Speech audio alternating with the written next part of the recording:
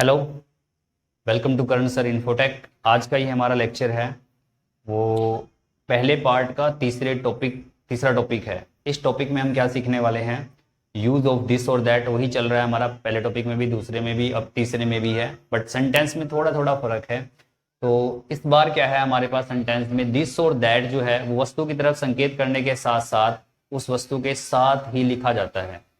उदाहरण देखेंगे तो हमें समझ आएगा। तो बाकी सब चीजें ठीक है। किसी वस्तु या व्यक्ति की तरफ संकेत करने के लिए प्लस में क्या होगा? संज्ञा के साथ में इस्तेमाल होगा, संज्ञा के साथ जुड़ा होगा, लगा होगा। तो हम उसको डेमोन्स्ट्रेटिव प्रोनाउन की वजह बोल देते हैं डेमोन्स्ट्रेटिव एडजेक्टिव। अब हम इसको क्या बोलते हैं? डेमोन्स्ट्रेटिव एडजेक्टिव, क्योंकि संज्ञा के साथ जुड़ा हुआ है इसलिए उसका एडजेक्टिव है, और वस्तु की तरफ इशारा कर रहा है इसलिए क्या है? वो डेमोन्स्ट्रेटिव है।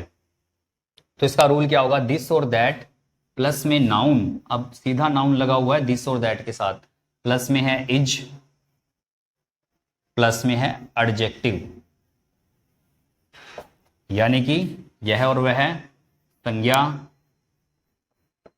संज्ञा क्या होता है? किसी वस्तु का नाम, व्यक्ति का नाम या उसके पूरे समूह को प्रदर्शित करे तो संज्ञा होती है, और इज की हिंदी हो जाएगी है, और एडजेक्टिव क्या होता है? विशेषण। एडजेक्टिव क्या होता है? विशेषण। चलिए उदाहरण से देखते हैं उसको। तो पहले हम दिस वाला उदाहरण लेते हैं। तो अभी क्या लिखा है, जैसे अब आपको समझ आएगा डिफरेंस। यह किताब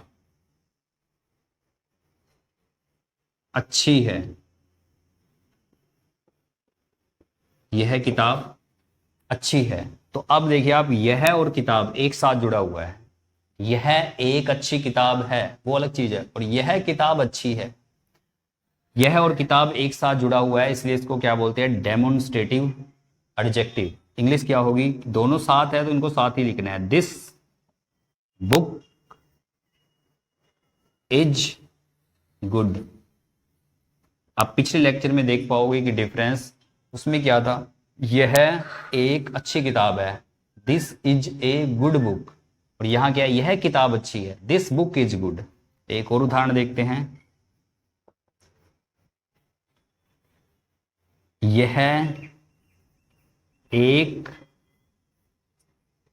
यह एक सॉरी यह पेन सस्ता है। मैं सिमिलर उदाहरण इसलिए दे रहा हूं ताकि आप डिफरेंस को समझ पाओ, और उनको मतलब क्या अंतर आ रहा है सेंटेंस में वो आसानी से समझ पाओ। यह पेन सस्ता है, this pen is this pen is cheap.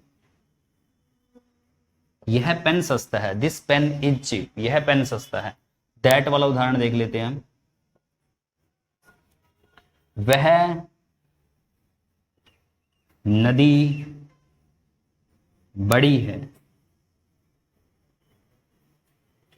That river is big, that river is big. देखा आपने कि दिस जब बिल्कुल संज्ञा के साथ ही जुड़ा हुआ हो, जिसके बारे में बात करें उसी के साथ, this book, this pen, that river. और एक और उदाहरण ले लेते हैं। वह मेज छोटी है।